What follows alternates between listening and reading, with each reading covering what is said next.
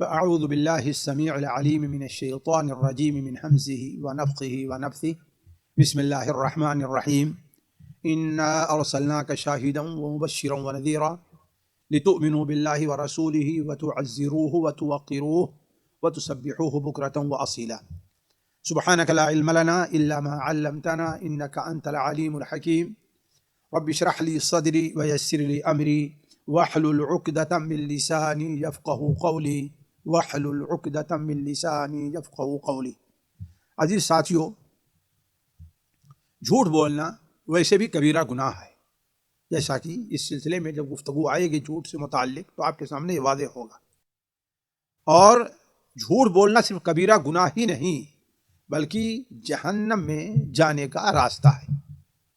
لیکن اگر یہی جھوٹ نبی کریم صلی اللہ علیہ وسلم کی ذات بابرکات پر ہو تو اس کی قباحت اور بڑھ جاتی ہے، کیونکہ نبی کریم صلی اللہ علیہ وسلم کا فرمان یا آپ صلی اللہ علیہ وسلم کا عمل ایک قانون اور شریعت کی حیثیت رکھتا ہے. آپ صلی اللہ علیہ وسلم کے فرمان یا آپ کے کسی عمل پر کسی واجب، سنت یا مستحب عمل اور ایسے مسئلے کی بنیاد رکھی جاتی ہے.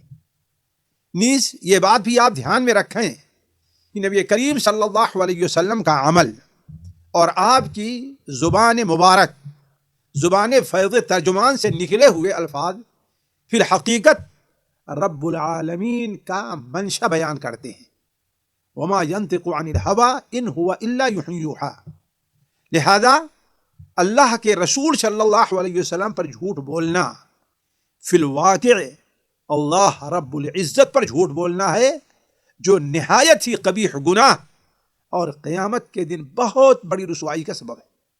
اللہ تعالیٰ فرماتا ہے وَيَوْمَ الْقِيَامَةِ تَرَى الَّذِينَ كَذَبُوا عَلَى اللَّهِ وُجُوهُهُمْ مُسْوَدَّةٌ أَلَيْسَ فِي جَهَنَّمَ مَثْوًى لِلْمُتَكَبِّرِينَ. قیامت کے دن آپ دیکھیں گے کہ ان کے چہرے کالے اور سیاہ ہوں گے. ان کے چہرے کالے اور سیاہ ہو رہے ہوں گے کن کے؟ جن لوگوں نے اللہ تبارک و تعالی پر جھوٹ بولا. اسی لیے بہت سے علماء کا ایک گروہ اس طرف گیا ہوا ہے کہ نبی کریم صلی اللہ علیہ وسلم پر جھوٹ بولنا کفر ہے. بلکہ میں امام ذہبی رحمہ اللہ کی کتاب الکبائر سے 2 سطر کا ایک اقتباس آپ کے سامنے رکھتا ہوں. امام ذہبی رحمہ اللہ لکھتے ہیں کہ علماء کی ایک جماعت اس طرف گئی ہے کہ رسول اللہ صلی اللہ علیہ وسلم پر جھوٹ بولنا ایسا کفر ہے جو ملت اسلام سے بندے کو خارج کر دیتا ہے. یعنی کیا مطلب؟ یعنی یہ کفر اکبر ہے جس کی وجہ سے بندہ دین سے مرتد سمجھا جائے گا اور مسلمان نہیں رہ جاتا.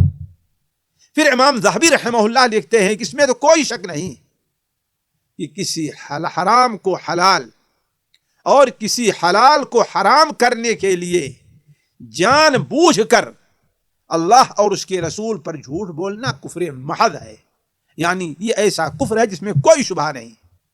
لیکن عام طور پر علماء جب اللہ کے رسول پر جھوٹ بولنا کہتے ہیں تو وہاں پر معاملہ ذرا اس کے کچھ علاوہ ہوتا ہے. وہ یہ کہ ایسا جھوٹ جو عمدن کسی حرام کو حلال یا کسی حلال کو حرام کرنا مقصد نہیں ہے بلکہ کچھ دنیا کا فائدہ اور دنیاوی خواہشات وغیرہ ہے. علی کل حال یہ مسئلہ بڑا طویل ہے، میں اس طرف نہیں جانا چاہتا. صرف یہ ذکر کرنے کا مقصد ہے کہ نبی کریم صلی اللہ علیہ وسلم پر جھوٹ بولنا بہت ہی خطرناک ہے.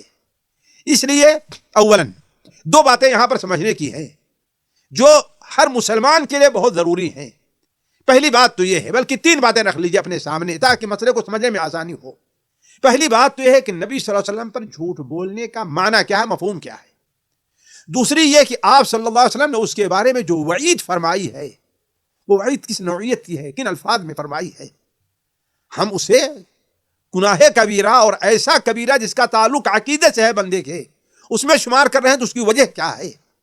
اور تیسری چیز اختصار کے ساتھ یہ بات ہوگی کہ نبی کریم صلی اللہ علیہ وسلم پر جھوٹ بولنے میں کیا کیا چیزیں داخل ہیں اس مسئلے کو سمجھنے کے لیے.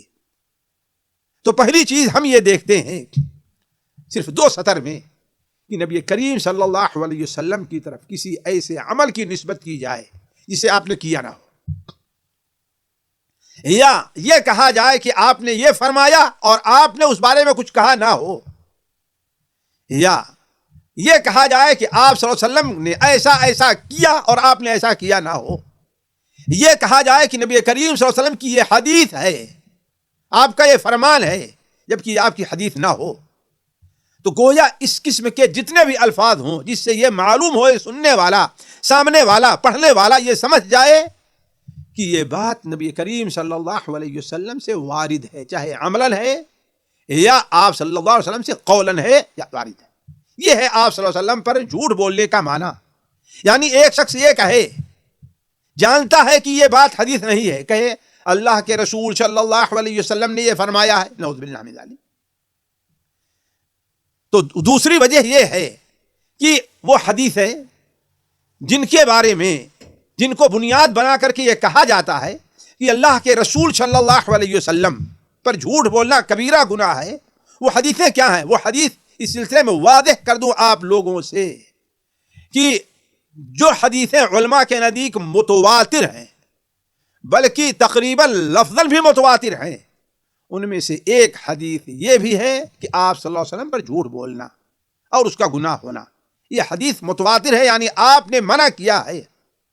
اس سلسلے میں جو سب سے پہلے آپ کے سامنے حدیث رکھی جاتی ہے وہ صحیح بخاری اور صحیح مسلم میں حضرت مغیرہ ابن شعبہ رضی اللہ تعالیٰ عنہ کی روایت ہے کہ نبی کریم صلی اللہ علیہ وسلم نے ارشاد فرمایا، ان کذبا علی لیس کذب علی احد، میرے اوپر جھوٹ بولنا یہ کسی اور پر جھوٹ بولنے کے معنی نہیں ہے۔ کیوں؟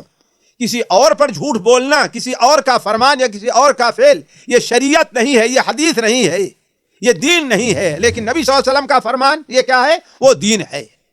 تو آپ نے فرمایا ان کذبا علی لیس کذب علی احد، پھر آپ نے کیا فرمایا؟ من کذب علی متعمدا فلیتبوأ مقعدہ من النار، جو شخص جان بوجھ کر کے، یعنی سمجھ رہا ہے کہ آپ کا فرمان نہیں ہے اور وہ یہ کہے کہ آپ کا فرمان ہے، تو آپ صلی اللہ علیہ وسلم نے ارشاد فرمایا کہ وہ اپنا ٹھکانہ جہنم میں بنا لے، یعنی اس کا ٹھکانہ کیا ہے؟ جہنم ہے۔ دوسری حدیث جو حضرت عبداللہ ابن عمر رضی اللہ تعالیٰ عنہما سے مسند احمد اور مسند بزار اور مسند ابو یعلا میں صحیح سند سے مروی ہے کہ آپ صلی اللہ علیہ وسلم نے ارشاد فرمایا، ان الذی یکذب علی، جو شخص میرے بارے میں جھوٹ بولتا ہے، میرے اوپر جھوٹ بول رہا ہے، یبنا لہ بیت فی النار، سبحان اللہ، اعوذ باللہ، یہ کتنا بڑا خسارہ ہے کہ جو میرے اوپر جھوٹ بول رہا ہے تو اس جھوٹ بولنے کے عوض اس کے لیے جہنم میں ایک گھر بنایا جائے گا۔ آپ نے اب تک یہ پڑھا ہوگا کہ یہ عمل کیے تو جنت میں اس کے لیے گھر بنے گا، ایسا کرے جنت میں اس کے لیے گھر بنے گا، لیکن یہ بہت کم اعمال بد کے بارے میں آیا اس کے لیے جہنم میں گھر بنایا جائے گا۔ لیکن نبی صلی اللہ علیہ وسلم پر جھوٹ بولنے کی قباحت کو پر غور کیجئے کہ آپ نے کیا بیان فرمایا کہ جو میرے اوپر جھوٹ بولتا ہے اسے ہوشیار رہنا چاہیے کہ اس جھوٹ بولنے کے عوض اس کے لیے جہنم میں اللہ تبارک و تعالی ایک گھر بنا رہا ہے۔ ایک اور حدیث جو سنن ابن ماجہ، سنن دارمی، مسند احمد میں حضرت ابو قتادہ رضی اللہ تعالیٰ عنہ سے مروی ہے، وہ بیان کرتے ہیں کہ میں نے اللہ کے رسول صلی اللہ علیہ وسلم سے سنا، آپ اسی ممبر پر کھڑے ہو کر کے فرما رہے تھے، یعنی تاکید کے طور پر کہ مجھے یہ بات یاد ہے آپ نے کہاں کہی، اور آپ نے کیا فرمایا؟ یا ایھا الناس، اے لوگو، ایاکم وکثرت الحدیث عنی، میرے بارے میں بکثرت حدیثیں بیان کرنے سے بچو۔ جو حدیثیں سنو جب تک اس پر مکمل تاکید نہ ہو، یقین نہ ہو، اس کو بیان نہ کرو۔ کیوں؟ من قال علی فلا یقولن الا حقا او صدقا، اور جو میرے بارے میں میری طرف سے نسبت کر کے کوئی بات بیان کرے، کوئی حدیث بیان کرے، تو وہ وہی حدیث بیان کرے جو حق اور سچ ہو۔ اسی لیے ساتھیوں، بہت سے صحابہ کرام، تعجب ہوگا ہر ایک کو، میں بھی بچپن میں تعجب ہوتا تھا کہ صحابہ کرام خصوصاً 10 مبشرہ جو نبی کریم صلی اللہ علیہ وسلم کے ساتھ برابر رہے ہیں، خصوصاً شیخین ابو بکر و عمر، لیکن ان سے اتنی حدیثیں نہیں جو بعض دیگر صحابہ سے ہیں۔ حضرت عثمان نے خود بیان کیا کہ میں یہ نہ سمجھو کہ اللہ کے رسول کا ساتھ کم رہا ہوں، لیکن مجھے آپ کی طرف زیادہ حدیثیں بیان کرنے سے یہی فرمان روکتا ہے کہ آپ نے منع فرمایا ہے۔ تو آپ نے بیان فرمایا ایاکم وکثرت الحدیث عنی، میری طرف سے زیادہ حدیثیں بیان کرنے سے پرہیز کرو، اور اگر کوئی شخص کوئی حدیث بیان کر رہا ہے تو فلا یقول الا حقا او صدقا، کیوں؟ فمن قال ما لم اقل فلیتبوأ مقعدہ من النار، جو شخص کوئی ایسی حدیث بیان کرے جسے میں نے نہیں کہا ہے تو اپنا ٹھکانہ جہنم میں بنا لے۔ ساتھیو، بلکہ یہ معاملہ یہیں پر نہیں ہے، بلکہ اس قدر حساس ہے، یہ معاملہ کس قدر حساس ہے کہ اگر کسی حدیث کے بارے میں یہ معلوم ہو کہ وہ حدیث سخت ضعیف یا موضوع و من گھڑت ہے،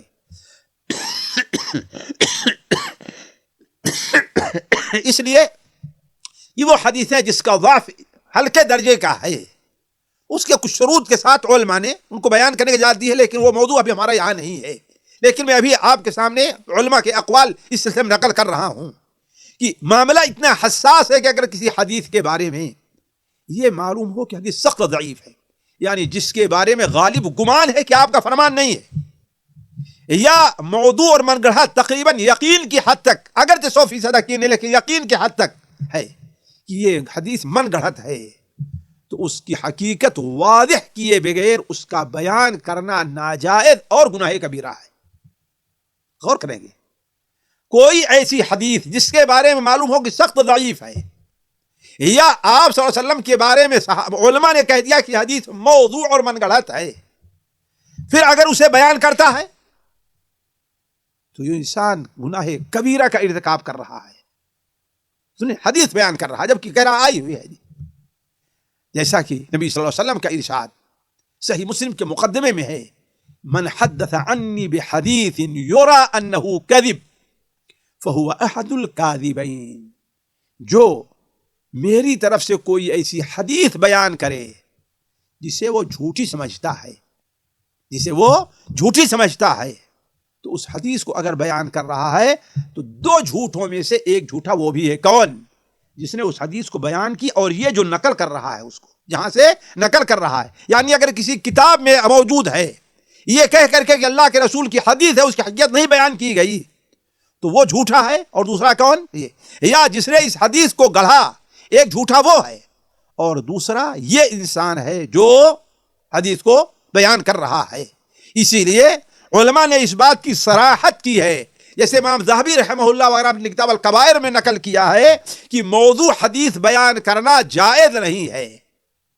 اور آج ہمارے یہاں ایک بہت بڑا فرقہ ہے، اپنے کو سنت پر چلنے کا دعویٰ کرتا ہے، لیکن اس کی ساری بنیاد ہی دیکھیں گے، حسن عقائد میں جو چیز وہ لیے ہوئے ہیں وہ سخت ضعیف اور من گھڑت حدیثوں کے اوپر ہے۔ خیر، اب ہم آتے ہیں اس نقطے کے اوپر آخر میں کہ نبی کریم صلی اللہ علیہ وسلم پر جھوٹ بولنے کی کہ مظاہر کیا ہیں اور اس کی صورتیں کیا ہیں۔ دیکھیے، سب سے پہلی چیز یہ ہے دین میں بدعت کو ایجاد کرنا۔ کیوں؟ اس لیے کہ سننے والا، جاننے والا یہ سمجھے گا کہ یہ شریعت ہے، اور شریعت کس کو کہتے ہیں؟ قال اللہ وقال الرسول، قال اللہ وقال الرسول۔ اسی لیے امام مالک رحمہ اللہ کہا کرتے تھے کہ جس نے بدعت ایجاد کی اس نے کفر کیا ہے، جس نے بدعت، اس کی وجہ یہی ہے۔ تو دین میں کوئی بدعت ایجاد کرنا، اور دوسری چیز کوئی بدعت ایجاد تو نہ کرے اس سے پہلے کسی نے ایجاد کیا ہے، البتہ وہ دین میں کسی مسلم معاشرے میں اس بدعت کو رواج دے رہا ہے، اس بدعت کو عام کر رہا ہے، تو یہ چیز بھی نبی صلی اللہ علیہ وسلم پر جھوٹ بولنے میں داخل ہے۔ کیوں؟ اس لیے کہ عام آدمی، عام ایک مسلمان، جیسا کہ خود آپ کو بھی اور ہمیں بہت تجربہ ہوا ہے بہت سی ایسی بدعتوں کے بارے میں، جو طبقہ دین سے تعلق نہیں رکھتا یا دینی جذبہ رکھتا ہے، اب اس سے آپ کوئی گفتگو کیجئے تو بڑی دلیری کے ساتھ کہتا ہے کہ ہاں بھائی یہ دین میں داخل ہے، یہ سنت ہے۔ اب کہا جائے کہاں ہے، تو کہا ہمارے علماء جو یہ بات بیان کرتے ہیں ان کے سامنے قرآن حدیث نہیں ہے، انہوں نے ضرور کہیں اس حدیث کو پایا ہوگا، اس مسئلے کو، اس لیے وہ بیان کر رہے ہیں۔ جیسا کہ بات میرے ساتھ بعد میں مناقشہ میں یہ بات آئی، تو یہ بات واضح رہے کہ دین میں بدعات کا ایجاد کرنا یا کسی بدعات کو رواج دینا یہ بھی نبی صلی اللہ علیہ وسلم پر جھوٹ بولنے میں داخل ہے۔ اسی طریقے سے کتاب و سنت سے ثابت شدہ کوئی مسئلہ ہے، ایک حکم ہے، اسے غیر ثابت کرنے کی کوشش کرنا، جیسے بڑی بدقسمتی سے ہم میں ہر آدمی جانتا ہے، چھوٹا اور بڑا، کہ نبی کریم صلی اللہ علیہ وسلم کے بارے میں بھائی عائشہ بیان فرماتی ہے، آپ سے یہ سوال کیا گیا کہ نبی صلی اللہ علیہ وسلم رمضان میں کیسی نماز پڑھتے، کتنی نماز پڑھا کرتے تھے؟ یہ الفاظ ہے کیف کان الصلاۃ فی رمضان، گویا یہ عام سوال ہو رہا ہے کسی خاص رمضان سے متعلق، اور دنیا کے تمام علماء نے اس سے یہی مفہوم لیا ہے کہ اس سے مراد جسے ہم اپنی زبان تراویح کہتے ہیں وہ ہے۔ تمہاری عائشہ نے بیان فرمایا کہ تراویح نبی صلی اللہ علیہ وسلم رمضان ہو یا غیر رمضان ہو 11 رکعت سے زیادہ نہیں پڑھا کرتے تھے، لیکن دیکھیں گے بڑے علماء نہیں، جو عوام کے سامنے جو ہائی لائٹ کرے جاتے ہیں، جو ممبر کے خطیب اور علماء ہیں، وہ بڑی دلیری کے ساتھ یہ کہتے ہیں کہ اس کا تعلق تہجد سے تراویح سے نہیں ہے، یعنی ایک ثابت ہے، حتیٰ کہ ایک شخص نے تو یہاں تک دلیری کا ثبوت دیا، میرے پاس آیا لکھ کر کے کہ اس حدیث میں تو حدیث میں اضطراب ہے، یعنی حدیث ضعیف ہے۔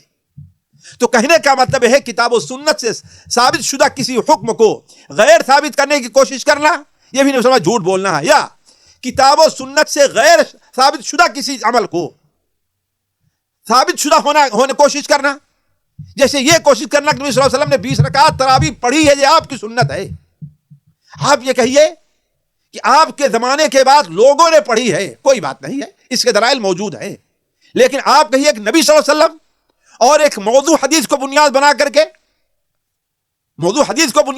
کے اس رکھنا ظاہر بات ہے یہ آسرا جھوٹ بولنے میں ثابت۔ اسی طریقے سے ضعیف اور موضوع حدیثوں کو لوگوں کے سامنے اس طرح بیان کرنا گویا وہ ثابت شدہ اور صحیح حدیث ہے، جیسا کہ اس سلسلے میں بہت سے واعظین اور بہت سے مقررین اور قصہ گو حضرات اور عوامی مقررین اس چیز کا سہارا لیتے ہیں کہ ضعیف اور موضوع اور من گڑھت حدیثیں جو رہا کرتی ہے اس طرح بیان کرتے ہیں کہ گویا ایک ثابت شدہ مسئلہ ہے۔ اسی طریقے سے ضعیف اور موضوع جو حدیثیں ہیں انہیں صحیح ثابت کرنے کی کوشش کرنا، اور اس کے لیے دلائل بسا اوقات کہ امت کا اس کے اوپر عمل چلا رہا ہے، فلاں نے عمل کیا ہے، فلاں عالم نے عمل کیا ہے، دیکھیے یہ چیز کسی حدیث کی صحت کی دلیل نہیں بن سکتی ہے۔ تو علی کل حال کہنے کا مطلب یہ ہے کہ یہ چیزیں اور اس قسم کی بہت سی چیزیں جو ہوتی ہیں نبی صلی اللہ علیہ وسلم پر جھوٹ بولنے میں داخل ہیں، اور اس کا معنی کیا ہے کہ جو شخص نبی صلی اللہ علیہ وسلم پر جھوٹ بولے گا گویا وہ اپنا ٹھکانہ جہنم میں بنا رہا ہے۔ آج کا دوسرا کبیرہ جو ہے وہ جھوٹی قسم کھانا ہے۔ دیکھیے قسم کھانا ایک قسم کی ایک عبادت ہے ساتھیوں، اسی لیے اللہ کے علاوہ کسی اور کی قسم کھانا جائز نہیں ہے، جیسا کہ یہ چیز شرک باللہ کے ضمن میں کچھ باتیں ہم نے مثال کے طور پر بات رکھی تھی۔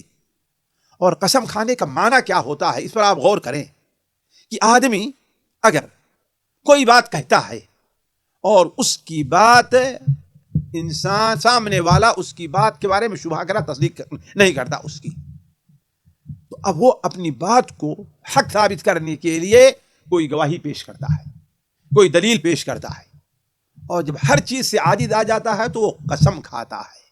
اسی لیے جانتے ہیں محکمہ ہے، کورٹ ہے، وہاں اگر کوئی آپ دعویٰ کریں گے تو آپ سے کیا مانگا جاتا ہے کہ آپ جو ہے وہ دلیل پیش کیجئے، کیا دلیل ہے، گواہ پیش کیجئے، اور اگر نہیں تو سامنے والے سے کیا کہا جاتا ہے، تم حلف اٹھاؤ، قسم اٹھاؤ۔ تو گویا جہاں یہ گواہ نہیں پیش کر پا رہا ہے اس کا بدل کیا بن رہا ہے، قسم ہے۔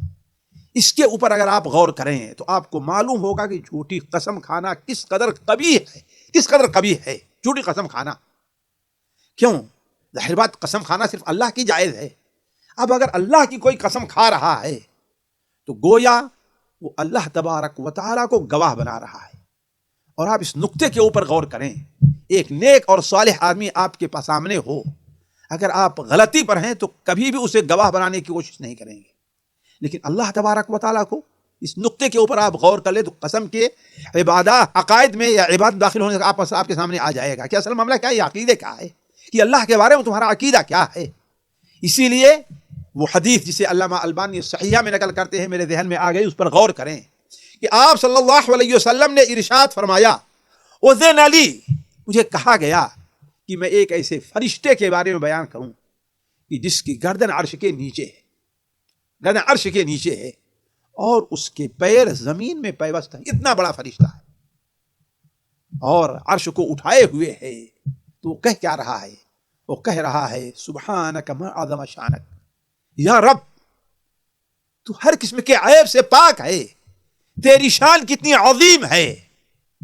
لیکن اس کے جواب میں اللہ تعالیٰ فرماتا ہے کہ جو شخص میرا نام لے کر جھوٹی قسم کھاتا ہے وہ اس حقیقت سے منہ موڑے ہوئے، اس کو یہ معلوم نہیں ہے کہ میں کتنا عظیم ہوں۔ اگر معلوم ہو جائے تو جھوٹی قسم کبھی نہ کھائے۔ چونکہ ساتھیوں، تو کہنے کا مطلب یہ ہے کہ جھوٹی قسم کھانا، ایک قسم کھانا گویا کسی بات پر جس ذات کی قسم کھا رہا ہے اسے اپنے سچے ہونے پر گواہ بنا رہا۔ لیکن چونکہ یہ بہت غیر معمولی مسئلہ ہے، اس لیے اسلام میں اولاً تو قسم کی حفاظت کا حکم دیا گیا ہے۔ ثانیاً صرف اللہ تبارک و تعالی کی ذات اور صفات کی قسم کھانے کا، ذات و صفات ہی قسم کھانے کا حکم دیا گیا ہے۔ اور تیسرے یہ ہے کہ جب قسم کھائی جائے تو سچی قسم کھائی جائے۔ اور چوتھے یہ کہ جو قسم کھائے اس کو پورا کرے، اور اگر اس کا پورا کرنا غیر شرعی ہے تو اس قسم کا کفارہ ادا کرے۔ اسی لیے دیکھیے سورہ مائدہ کے اندر 7ویں پارے کے پہلے صفحہ میں جہاں اللہ تبارک و تعالی نے قسم کے کفارے کا ذکر کیا ہے، اسی آیت کے آخر فرمایا وَاحْفَظُوا أَيْمَانَكُمْ، تو اپنے قسموں کی حفاظت کرو۔ قسموں کی حفاظت، اس کی تفسیر جو علماء نے کی اگر آپ دیکھیے گا تو جو باتیں ہم نے آپ کے سامنے رکھی، یعنی اولاً انسان قسم صرف وقت ضرورت کھائے، بار بار پر قسم کھاتے رہنا یہ اللہ تعالیٰ کے نام کی توہین ہے۔ یہ اللہ تعالیٰ کے عظمت کا جو عقیدہ بندے میں ہونا چاہیے اس کی کمی پائی جا رہی ہے۔ دوسری چیز، اگر قسم کھائے تو صرف اللہ اور اس کے اسماء اور صفات کی قسم کھائے۔ تیسری چیز، جو قسم کھائے تو سچی قسم کھائے، جھوٹی قسم نہ کھائے۔ چوتھی چیز، اگر جو قسم کھایا ہے اسے پورا کرنے کی کوشش کرے، اور اگر پوری نہیں کر سکتا یا وہ ایسی چیز ہے اسے پوری نہ کی جائے، نہیں کرنا چاہیے جھوٹی، کیسے قسم کھا لے کوئی انسان کہ ہم فلاں سے بات نہیں کریں گے، اپنے رشتے ساتھ تعلق کی قسم کھا لے، تو ظاہر بات ہے اسلام وہ اس کا کفارہ ادا کرے۔ تو کہنے کا مطلب یہ ہے ساتھیوں کہ جھوٹی قسم کھانا یہ ایک اللہ تعالیٰ کی عبادت ہے۔ اسی لیے ہمارے نبی صلی اللہ علیہ وسلم نے اس سلسلے میں ارشاد فرمایا ہے، چنانچہ علامہ البانی رحمہ اللہ صحیح عبداللہ ابن عمر کی روایت سے متعدد کتب حدیث سے نقل کرتے فرماتے ہیں کہ اللہ کے رسول نے ارشاد فرمایا احلفوا باللہ، تم اللہ کی قسم کھاؤ، احلفوا باللہ وبروا واصدقوا، غور کریں، وبروا واصدقوا، اور جس بات پر قسم کھاؤ اسے پورا کرو اور سچی قسم کھاؤ۔ احلفوا، ہم نے احفظوا ایمانکم کا جو معنی کیا ہے، تفسیر جو کی ہے علماء کے اقوال کی روشنی میں، اس پر غور کریں۔ اللہ کے رسول کا احلفوا باللہ، قسم کھانی ہے تو اللہ کی قسم کھاؤ، وبروا، اور جس بات پر قسم کھائی ہے اس کو پورا کرو، واصدقوا، اور قسم تم سچی کھاؤ، فإن اللہ یکرہ ان یحلف باللہ بہ، اس لیے کہ اللہ تبارک و تعالیٰ کو یہ چیز ناپسند ہے کہ اس کے نام کے علاوہ کسی اور کی قسم کھائی جائے۔ ساتھیوں، سچی قسم کھانا اس میں اللہ تبارک و تعالیٰ کی تعظیم ہے، اور جھوٹی قسم کھانا اس میں اللہ تبارک و تعالیٰ کے ساتھ سوء ادب ہے۔ اسی لیے سچی قسم کھانا واجب بلکہ ایک عبادت، اور جھوٹی قسم کھانا گناہ کبیرہ، اور اگر غیر اللہ کی جھوٹی قسم یا سچی قسم کیوں نہیں کھائی گئی تو وہ کیا ہے؟ وہ شرک میں داخل ہے۔ نبی کریم صلی اللہ علیہ وسلم نے اس چیز کو اپنی حدیثوں میں متعدد جگہ واضح کیا ہے۔ صرف 2 حدیثیں میں آپ کے سامنے رکھتا ہوں اس لیے کہ وقت اس کے ساتھ نہیں دیتا۔ پہلی حدیث، آپ صلی اللہ علیہ وسلم نے ارشاد فرمایا، اور یہ حدیث امام صحیح بخاری، سنن ترمذی وغیرہ میں ہے کہ آپ نے فرمایا کہ الکبائر الاشراک باللہ، کبائر گناہ کبیرہ کون کون سے ہیں؟ اللہ تعالیٰ کے ساتھ شرک کرنا ہے، وہ عقوق الوالدین، والدین کی ساتھ نافرمانی، والدین کی نافرمانی کرنی ہے، وہ قتل النفس، اور کسی جان کو قتل کر دینا ہے ناحق، والیمین الغموس، اور جھوٹی قسم کھانا ہے۔ دیکھیے کبائر میں اللہ کے رسول نے ان کا اسی طریقے سے آپ نے جھوٹی قسم کی، قباحت بیان کرتے ہوئے آپ نے فرمایا من حلف علی یمین مسمورۃ کاذبا فلیتبوأ بوجہہ مقعدہ من النار، جو شخص کوئی جھوٹی قسم کھائے، جھوٹی من حلف علی یمین مسمورۃ کاذبا، جو شخص کوئی جھوٹی قسم کھاتا ہے تو اسے چاہیے کہ اپنا ٹھکانہ جہنم میں بنا لے۔ ساتھیوں اس قسم کی حدیثیں بہت زیادہ ہیں، ان تمام حدیثوں کو نہ ذکر کر کے میں ایک ضروری چیز آپ کے سامنے رکھنا چاہتا ہوں، وہ یہ ہے کہ جھوٹی قسم کھانے کی یہ قبیح صورتیں کون کون سی ہیں؟ ویسے ہر صورت قبیح ہے جھوٹی قسم کھانے کی، لیکن زیادہ قبیح کون ہے؟ دیکھیے پہلی چیز یہ ہے کہ کسی مسلمان کا مال ہڑپ کرنے کے لیے جھوٹی قسم کھانا۔ دیکھیے ایک کام مثال تو آپ نے نہیں کیا ہے اور آپ کو پکڑا گیا تو آپ قسم کھا لیں کہ ہم نے یہ کام نہیں کیا، اور اس کا تعلق جو ہے وہ صرف یہ ہے کہ ایک واقعہ ایک حادثہ سے ہو یا آپ کی ذات سے ہو، اس میں کسی اور کا نقصان نہیں ہے، یہ ہے گناہ کبیرہ۔ لیکن اگر آپ جھوٹی قسم کھائیں کہ کسی مسلمان بھائی کا مال ہڑپ کریں تو یہ جھوٹ کی بڑی کبیح صورت ہے۔ نبی صلی اللہ علیہ وسلم ارشاد فرماتے ہیں من حلف علی یمین لیقتطع بها مالا لقی اللہ وهو علیہ غضبان، جو شخص، یہ حدیث سے بخاری صحیح مسلم میں ہے، جو شخص کوئی ایسی قسم کھاتا ہے جس کے ذریعے وہ کسی مسلمان کا مال ہڑپ کر لے رہا ہے تو قیامت کے دن اللہ تبارک و تعالیٰ سے اس حال میں ملے گا کہ اللہ تبارک و تعالیٰ اس سے سخت ناراض ہوگا۔ ذرا دیکھیں، سخت ناراض ہوگا۔ اسی لیے جب آپ صلی اللہ علیہ وسلم نے یہ وعید بیان فرمائی تو صحابہ کرام پریشان ہو گئے، گھبرا گئے اور کہا اے اللہ کے رسول صلی اللہ علیہ وسلم، کیا اگر کوئی انسان معمولی چیز کے لیے جھوٹی قسم کھاتا ہے تو اس کی بھی یہی وعید ہے؟ تو آپ نے فرمایا وَإِن كَانَ قَضِيبًا مِّنْ أَرَاكَ، اگر اراک جو ایک مسواک کا درخت ہوتا ہے، جڑ ہوتی ہے، اگر پیلو کی ٹہنی کے لیے بھی جھوٹی قسم کھاتا ہے کہ کسی مسلمان سے توڑا ہے درخت سے اور کہتا ہم نے یہ نہیں کیا، تو اس پر بھی یہ وعید آتی ہے۔ اسی طریقے سے آپ جانتے ہیں عصر کے بعد کا وقت، عصر کی نماز تمام نمازوں میں اس ناحیت سے مختلف ہے کہ اسے راجح قول کے مطابق حافظوا علی الصلاۃ والصلاۃ الوسطیٰ کہا گیا ہے۔ اسی طریقے سے عصر کی نماز میں اللہ تعالیٰ فجر اور نماز اللہ تعالیٰ کے فرشتے خصوصاً حاضر رہا کرتے ہیں، اور اس لیے بھی کہ عصر کی نماز اب اپنا سامان اٹھانے اور گھر جانے اور اس کا رہتا ہے، تو آدمی ایسے موقع پر اپنا سامان جو ہے بہت جلدی کیا ہے اس کو رواج دینا، بیچنا چاہتا ہے۔ تو اگر کوئی آدمی عصر کے بعد جھوٹی قسم کھاتا ہے یا اپنے سودے کو رواج دینے کے لیے جھوٹ بولتا ہے تو ایسے لوگوں کو جھوٹی قسم کھانا یہ بڑی قباحت کے حامل ہے۔ چنانچہ نبی کریم صلی اللہ علیہ وسلم کا فرمان صحیح بخاری اور صحیح مسلم میں حضرت ابو ہریرہ سے مروی ہے کہ آپ صلی اللہ علیہ وسلم نے ارشاد فرمایا ثلاثۃ لا یکلمہم اللہ یوم القیامۃ ولا ینظر الیہم، تین قسم کے لوگ وہ ہیں کہ اللہ تعالیٰ قیامت کے دن ان سے بات بھی نہیں کرے گا، بات کرنا تو بہت دور ہے، ان کی طرف نظر رحمت سے دیکھے گا بھی نہیں۔ وہ تین لوگ کون ہیں؟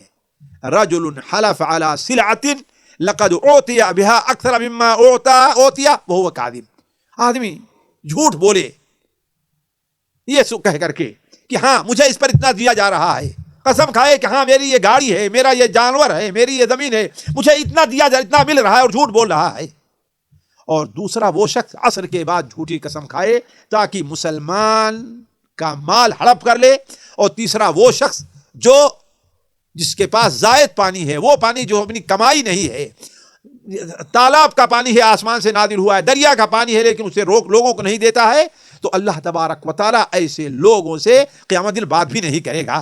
اسی طریقے سے اللہ کے رسول صلی اللہ علیہ وسلم کے منبر کے پاس جھوٹی قسم کھانا، بلکہ میں تو یہ کہتا ہوں کہ یہ ایک مثال ہے، ورنہ کسی بھی مسجد میں جو اللہ کا گھر ہے وہاں جا کر کے جھوٹی قسم کھانا یہ بھی اللہ تبارک و تعالیٰ کے نزدیک جھوٹی قسم کھانے کی بہت قبیح صورت ہے۔ چنانچہ نبی کریم صلی اللہ علیہ وسلم کی حدیث سنن ابن ماجہ مستدرک حاکم ہے، آپ صلی اللہ علیہ وسلم حضرت ابو ہریرہ روایت کرتے ہیں کہ آپ نے ارشاد فرمایا لا يحلف عند هذا المنبر عبد ولا امة علی یمین آثمہ ولو علی سواک رطب الا وجبت لہ النار.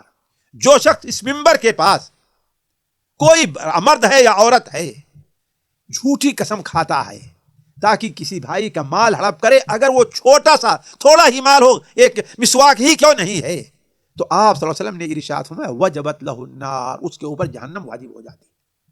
تو گویا اللہ کے گھر خصوصاً مسجد نبوی میں بیٹھ کر کے جھوٹی قسم کھانا کسی کا مال ہڑپ کرنے کے لیے یہ بہت بڑا گناہ ہے، کبیرہ ہے. اور آخری چیز اس میں یہ صورت بھی داخل ہو سکتی ہے کہ اللہ اور اس کے رسول پر قسم کھانا اور جھوٹا ہو انسان، اگر وہ اسے سچ ہی سمجھتا ہے تو اللہ اور اس کے رسول پر جھوٹ بولنا، جھوٹی قسم کھانا، جیسے یہ مسئلہ ایسا ہے اور ایسا نہ ہو، یہ چیز ایسی ہے اور ایسی نہ ہو، یا اللہ تعالیٰ اس کے ساتھ ایسا کرے گا جبکہ ایسا اس کو اختیار نہیں ہے، تو یہ چیز بھی جھوٹی قسم کے ضمن میں آتی ہے اور بہت قبیح ہے. جیسا کہ صحیح مسلم میں ہے جندب بن عبداللہ البجلی کی روایت ہے یا مزنی کی کہ نبی کریم صلی اللہ علیہ وسلم ارشاد فرمایا کہ ایک شخص نے اپنے ایک ساتھی سے کہا واللہ لا یغفر اللہ لفلان، اللہ کی قسم اللہ تعالیٰ فلان کو کبھی بھی معاف نہیں کرے گا.